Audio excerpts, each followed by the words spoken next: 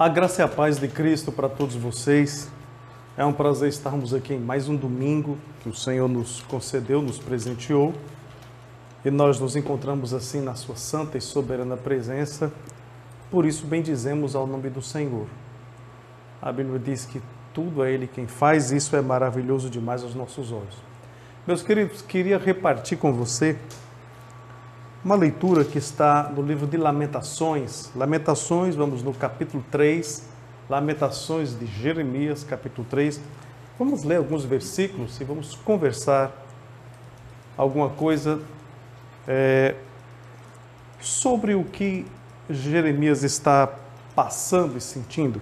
Veja bem, capítulo 3 ele diz assim: Eu sou aquele homem que viu a aflição pela vara do seu furor. Ele me guiou e me fez andar em trevas e não em luz. Deveras fez virar e revirar a sua mão contra mim o dia todo. Fez envelhecer a minha carne e a minha pele quebrou os meus ossos. Edificou contra mim e me cercou de fel e trabalho. Assentou-me em lugares tenebrosos, como os que estavam mortos há muito tempo. Cercou-me de uma sebe e não posso sair.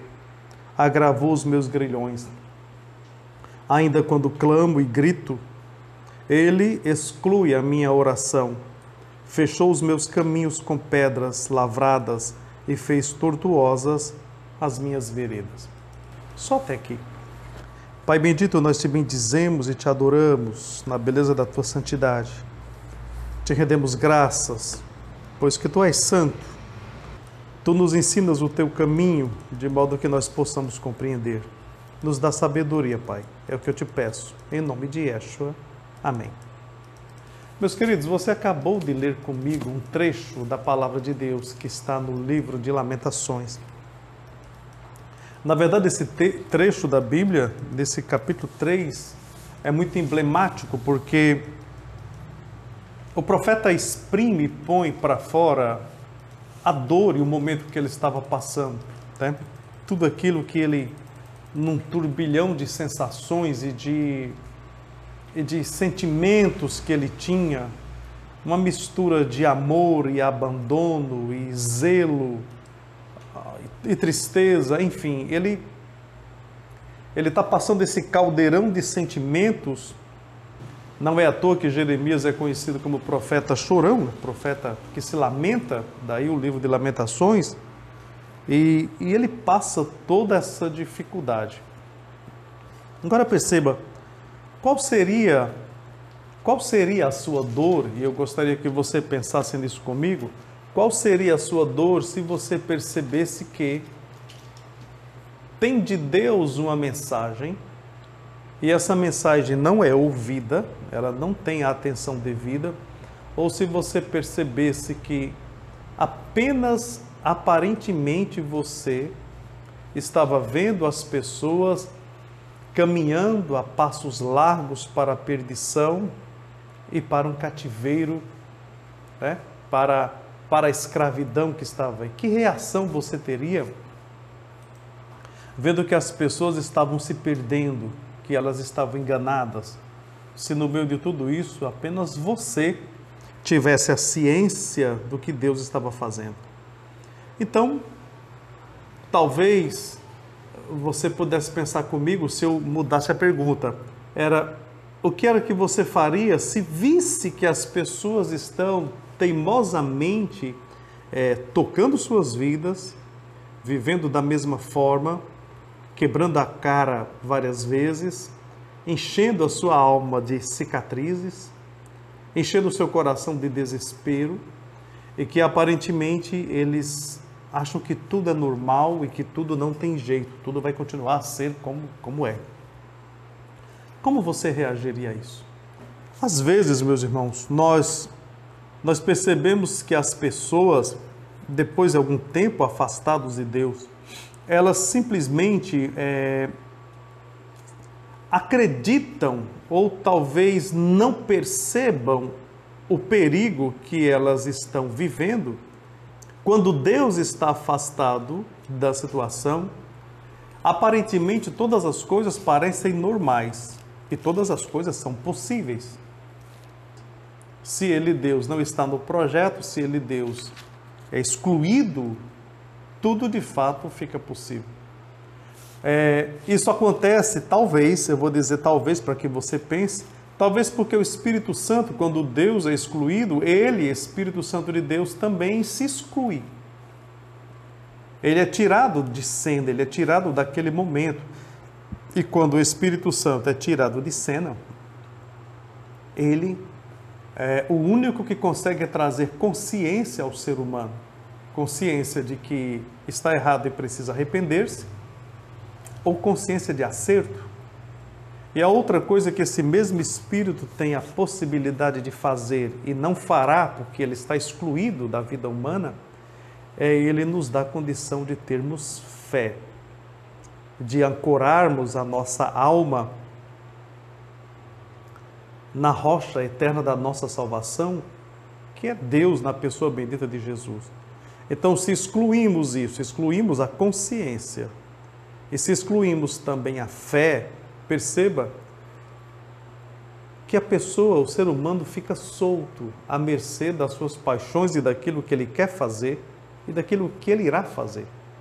Porque a Bíblia declara que não há fim, não há nada que o ser humano não possa inventar e fazer.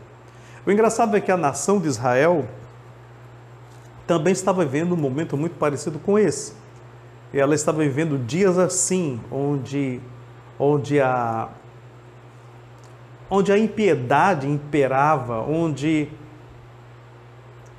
a corrupção imperava de forma grassa, de forma que graçava a sociedade de forma horrorosa, mas aqueles que habitavam naquele lugar, naquela época, viam tudo como normal e não percebiam perigo iminente, não percebiam o que estava acontecendo. E por quê? Porque nos seus corações tudo estava indo como deveria ir, e sempre. Por séculos, a nação de Israel viveu em meio a um caos, a estagnação social, e aí veio a tristeza, né? E a frieza espiritual, e eles não perceberam que estavam se afundando no lodaçal, dos quais eles não conseguiriam sair mais sem a ajuda divina, sem buscar o favor de Deus. Os anos se passaram de um Deus que os tirou do Egito, de um Deus que trouxe e fez nascer uma nação em pleno deserto. Eles foram forjados enquanto nação no deserto, mas eles tinham a tendência, se você acompanhar toda a Bíblia, vai perceber que eles têm uma tendência sempre de um afastamento paulatino de Deus. Eles tinham a facilidade de assimilar o que era passado pelas nações vizinhas, e eles não estranhavam esse afastamento, eles não percebiam esse afastamento como um trabalhar do inimigo quando ele vem com doses homeopáticas, doses essas que aparentemente parece que não fazem efeito, mas com o passar dos séculos eles foram se transformando no que eles eram.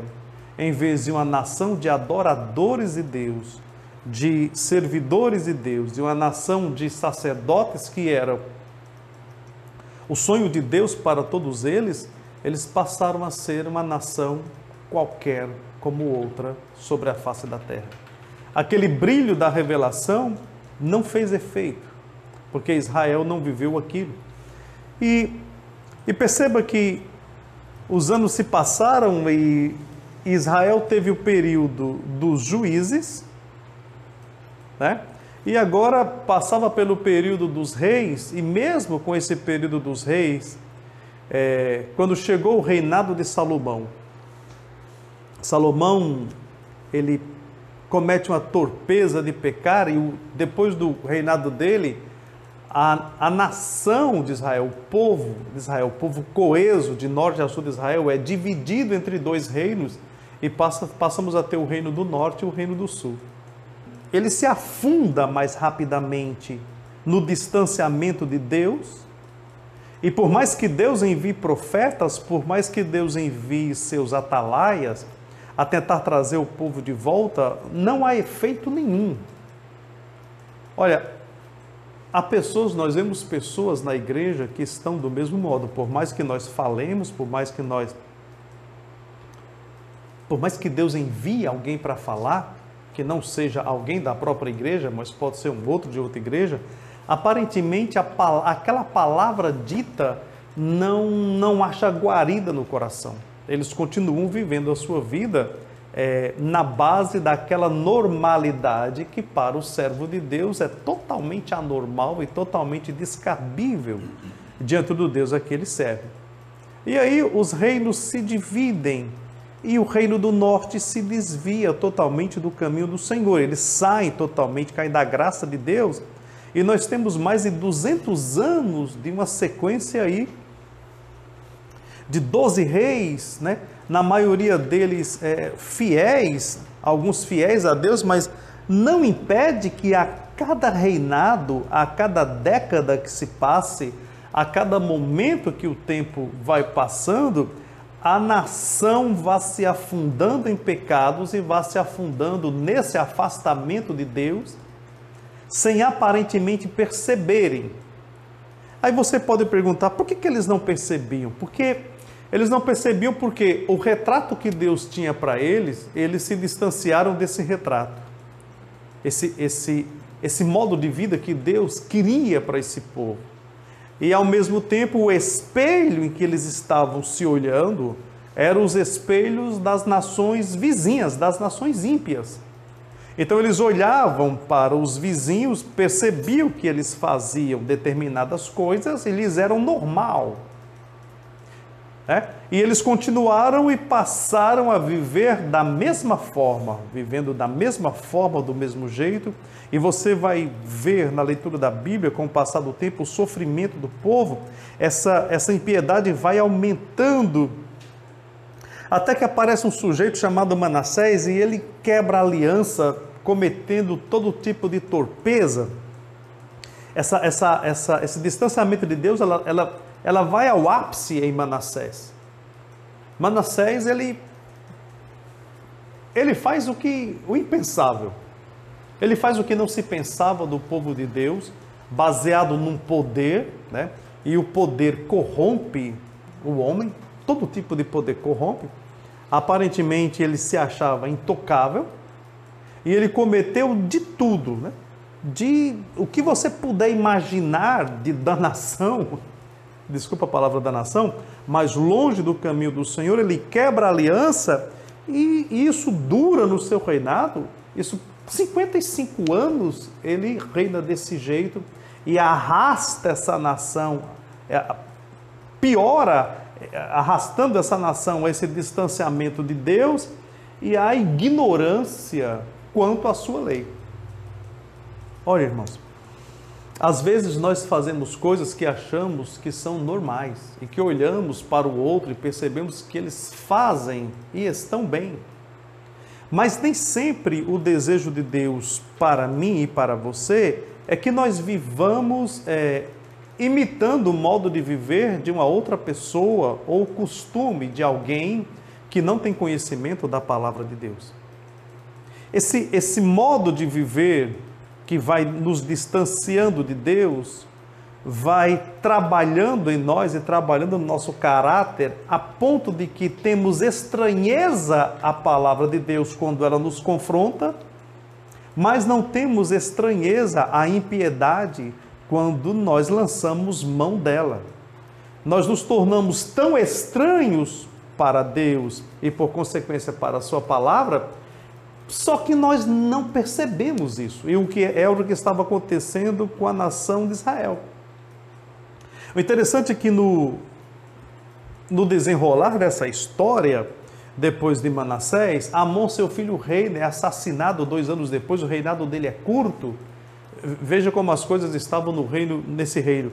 E Josias, neto de Manassés, aparece no cenário e finalmente há uma centelha de esperança, porque esse homem se propõe a fazer um resgate dos valores, um resgate dos valores. Ele entende quando acha a lei, ele procura fazer um resgate dos valores morais que estão na lei, que ele entende que o povo, que são seus súditos, estão afastados dessa moralidade divina dada por Deus. Então veja, a Bíblia diz que ele ouve sobre o livro da lei, o livro é lido, ele rasga suas vestes, e quando ele rasga suas vestes, ele entende a necessidade de uma aproximação de Deus, e finalmente ele consegue entender por que o seu povo está passando por tanta dificuldade, tanta aflição e tanta calamidade acontece. Ele entende que a aflição, a calamidade, os problemas que vieram sobre o povo eram oriundos do afastamento que esse povo teve da lei do Senhor. Talvez isso sirva para você, de certa forma, para que você entenda que as provações que têm vindo em sua vida, em nossas vidas, e aí eu me coloco como igreja também, elas acontecem por causa do nosso afastamento de Deus e da sua vontade. Daquilo que nos é oferecido pelo mundo e nós recebemos de bom grado e até com alegria. Porque, na verdade, nós temos prazer de nos parecer com o mundo. Parece que nos incomoda o fato de nos parecermos com Deus. Nós temos prazer em seguir as leis do mundo, atender às demandas do mundo, atender o que a sociedade diz, e nos causa estranheza quando estamos na igreja, quando nos é chamado a atenção para vivermos aquilo que nós nos propomos viver quando descemos ao batismo. Josias entende esse negócio e ele se propõe a fazer a reforma.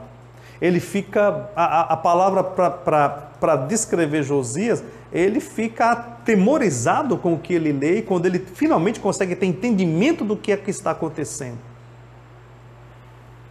Se nós trouxermos essa palavra para os dias de hoje, às vezes, se fizermos um resgate no nosso coração, daquilo que Deus já nos fez e da sua palavra, e buscarmos com entendimento do coração de Deus, nos confrontarmos com a sua palavra, nos adequarmos à sua palavra logo depois desse confrontamento, talvez nós ficássemos também atemorizados, temerosos, com medo do futuro, daquilo que o futuro oferecesse, se percebêssemos o nosso distanciamento da palavra de Deus.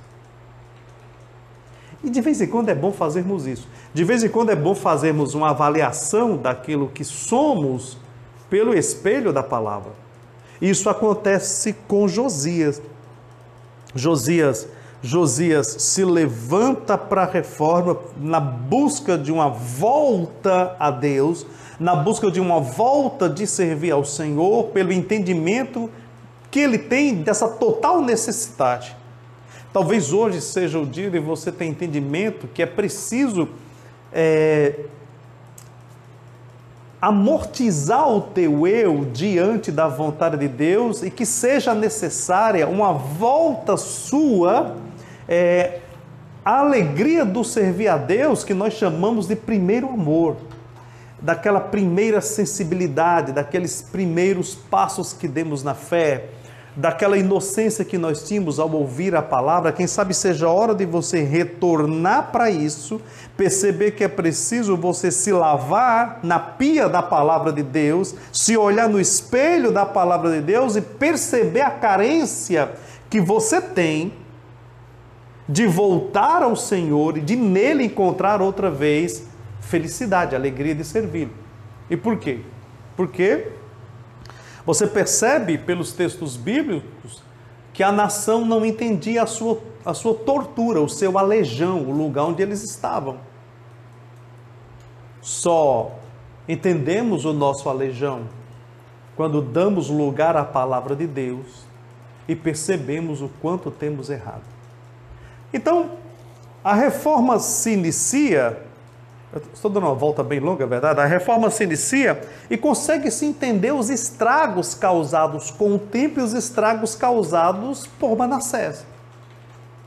Como um feiticeiro, como as abominações que ele fez, porque ele profanou o templo, ele trouxe os prostitutos culturais, ele levantou templos pagãos, ele levantou ídolos dentro da casa de Deus, ele fez sacrifício de crianças a Moloque, e a nação aparentemente não percebia naqueles sacrifícios. Veja, as crianças eram sacrificadas a um deus de uma nação vizinha, e eles não se tocavam da barbárie que eles estavam cometendo, porque o Deus que eles diziam servir, ele mesmo dizia que não aceitava que os seus servos passassem seus filhos pelo fogo, ou seja, Deus não aceitaria sacrifício humano.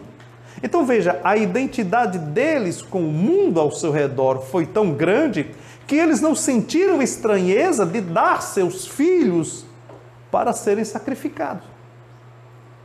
O engraçado é que nos dias de hoje eu olho para a situação da igreja, eu olho para algumas pessoas, eu só posso falar da igreja, não posso falar do mundo lá fora, mas da igreja.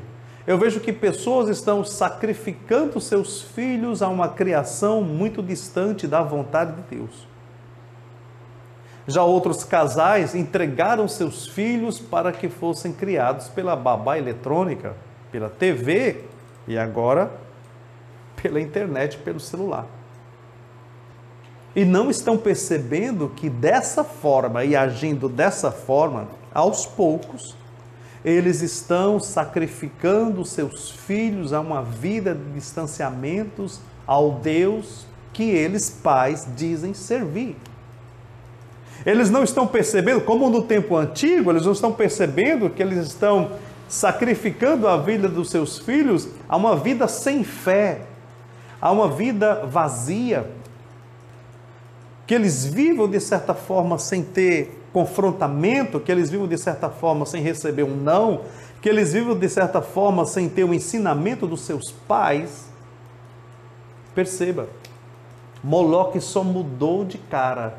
Eles não estão mais sendo entregues ao fogo, entre aspas, ao fogo da morte logo em seguida, que Moloque, os meninos, as crianças eram queimadas a Moloque.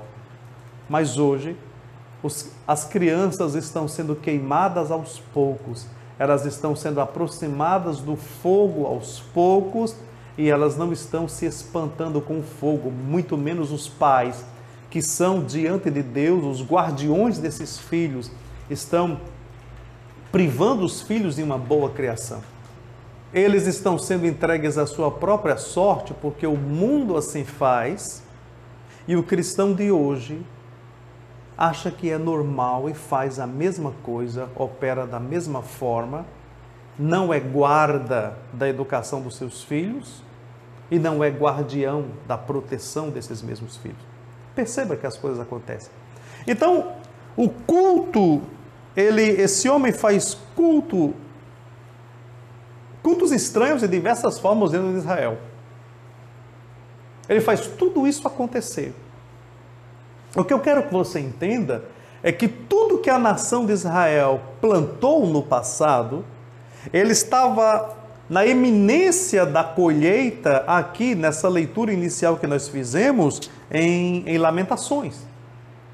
Estava se aproximando o momento de uma prestação de contas. E aí eu percebo o seguinte: como é que você se comporta vendo que essa geração está sendo entregue à sua própria sorte e não está sendo ensinada? Como é que você age diante do descaso? E como é que essas crianças que crescerão, como será a vida delas no futuro? Como serão os sentimentos dessas crianças? Como viverão? São perguntas que me vêm à mente quando eu leio esses textos. Muito bem, Israel passa por uma reforma. Ele faz uma limpeza e depois de sua morte, aqueles reis que vêm em seguida desfazem tudo que foi feito por Josias. Tudo volta à mesmice anterior pela falta de vigilância, pela falta de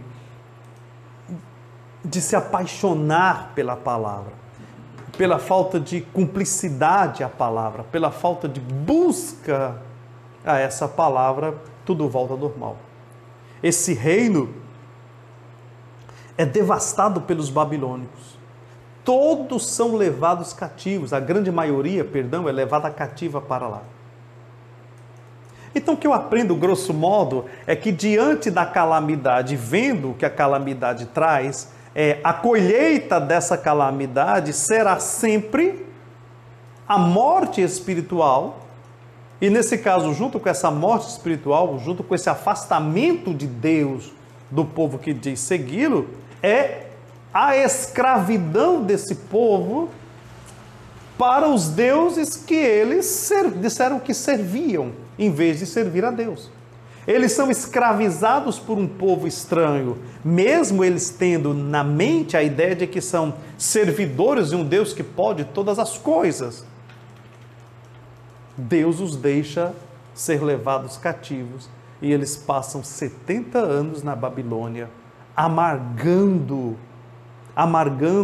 por terem plantado o que plantaram, por não terem percebido que estavam plantando ervas daninhas, por terem permitido que determinadas coisas entrassem na nação, nas suas casas e em suas vidas, e isso os levou ao afastamento de Deus, da sua lei, e os levou ao cativeiro.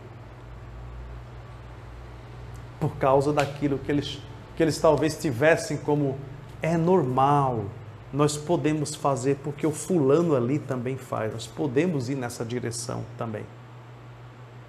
Não podem.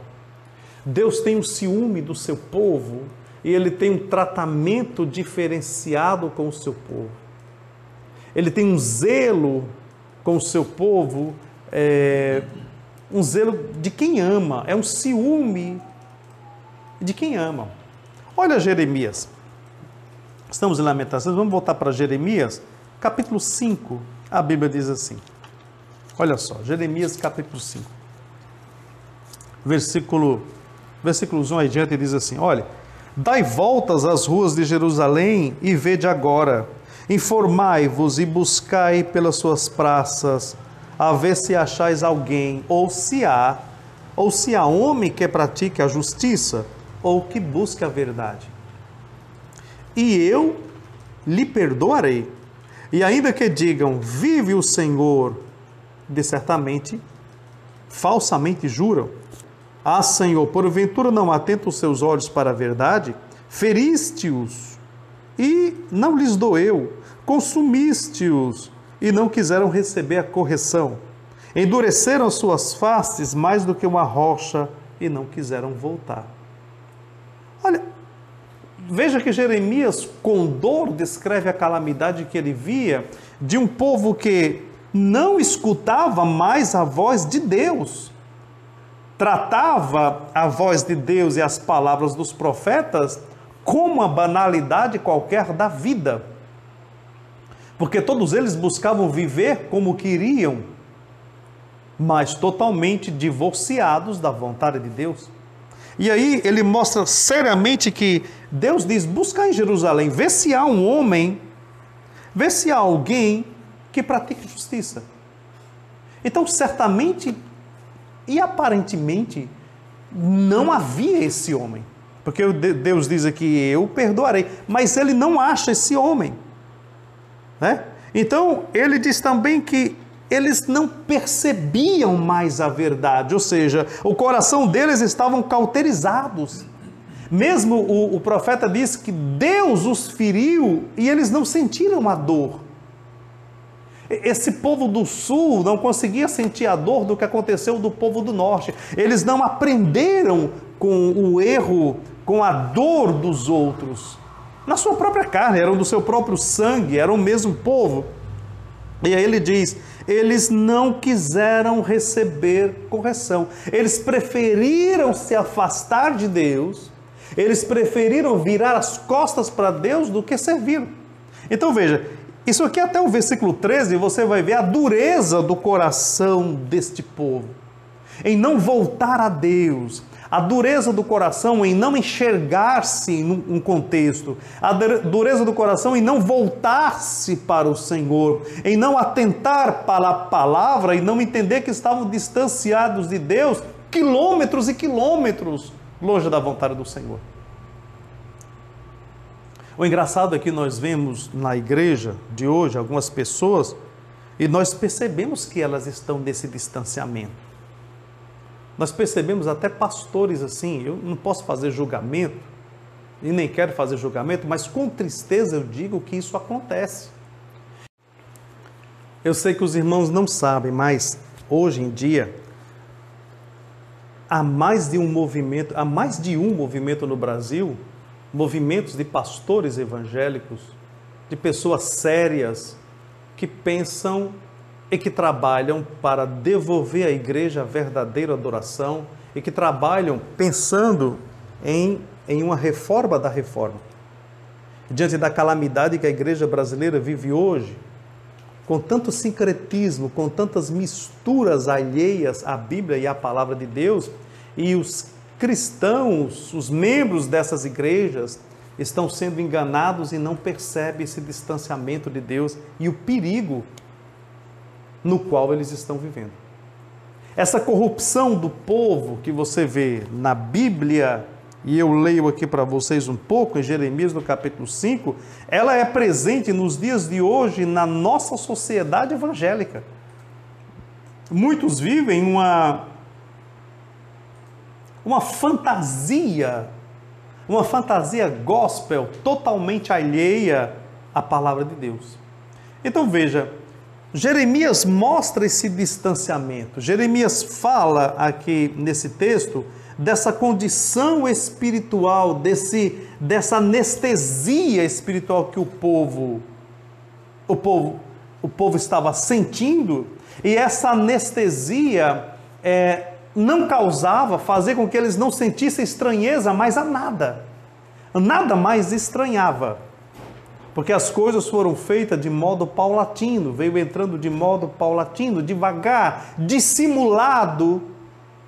E eles não percebiam mais isso, estavam anestesiados, porque não tinham o direcionamento da palavra de Deus. Pois muito bem, existe outro texto interessante no livro de Jeremias, no capítulo 8, que fala dessa dor do coração de Jeremias. Olha, capítulo 8, a Bíblia diz assim, no versículo 18, diz aqui: se eu pudesse consolar-me na minha tristeza, o meu coração desfalece em mim. O que acontece? Jeremias era aquele que estava vendo, já de antemão, o que o povo estava fazendo e a colheita que eles teriam no futuro. Jeremias sentia no coração esse distanciamento e essa estranheza. E Deus o enviou como profeta, como diz a Bíblia, quer ouçam ou quer queiram ouvir, ou quer não queiram ouvir, ele vai falar as palavras, mas ele é um furo na água, ele é enviado por Deus e o povo vira as costas. Como hoje nós temos a dificuldade, enquanto pastores, de aconselhar as pessoas e vermos que eles estão procedendo de modo errado, mas como podemos trazê-los de volta se o coração deles não se volta para Deus? E aí eu volto à pergunta inicial dessa ministração: como você se sentiria vendo que as pessoas estão se perdendo, que elas vão amargar no futuro? Esse distanciamento que hoje eles estão tendo de Deus, essa frieza que eles estão tendo de Deus, esse modo frio e errado com que eles estão tocando suas vidas, cuidando dos seus filhos e de suas casas, de suas famílias, dos seus casamentos. Nós estamos percebendo que ao final chegará uma prestação de contas, vai chegar um momento que Deus vai inquirir, Ele vai chamar para uma conversa. E como é que nós procedemos vendo tudo isso? Jeremias diz que sentia, no versículo 18, a tristeza. Eu sinto tristeza quando eu vejo que os filhos estão entregues ao nada. Eu sinto tristeza quando eu vejo que os filhos só têm condição, intimidade, só ouvem falar de Deus quando eles vêm para a igreja.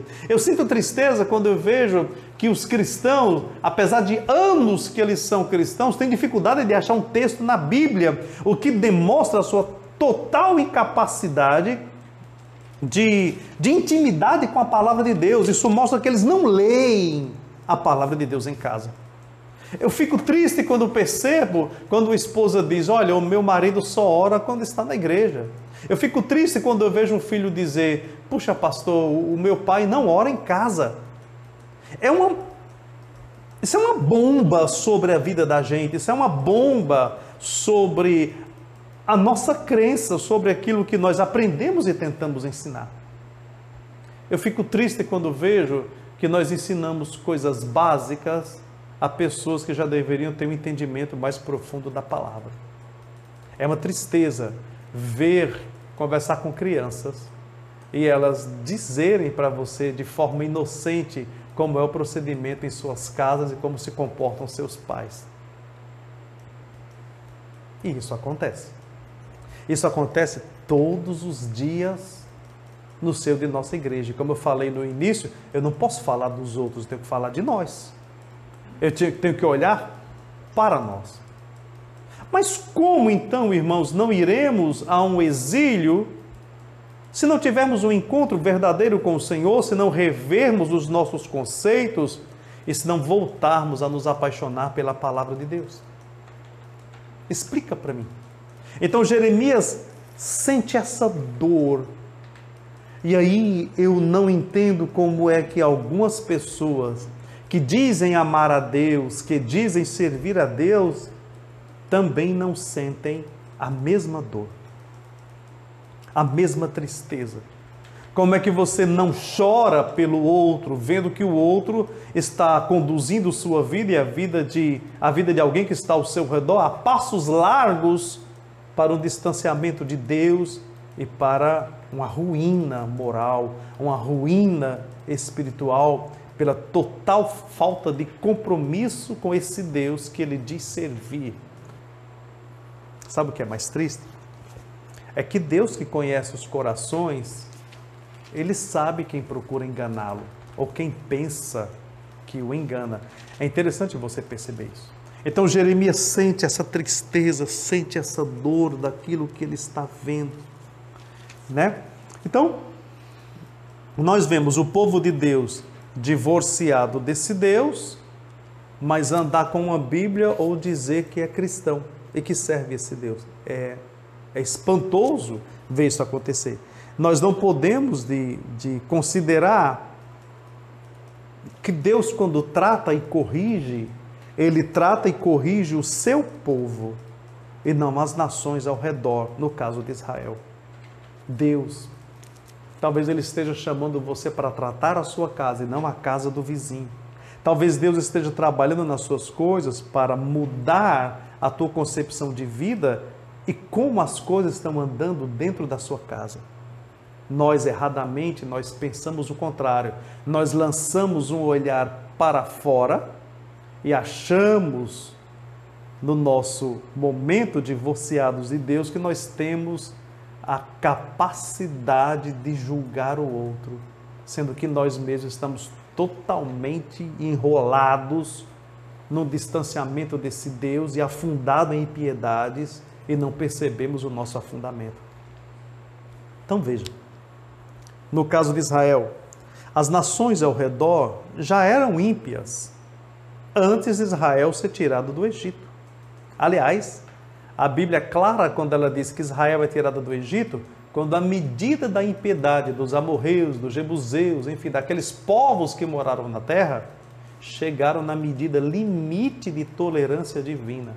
Aí Deus pensou, está na hora de colocar aqui um povo que queira me servir.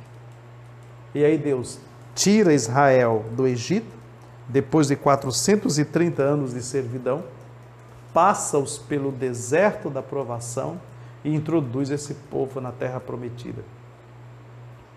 O interessante é que esse povo dentro da terra prometida não procede segundo o pensamento divino e segundo a vontade de Deus.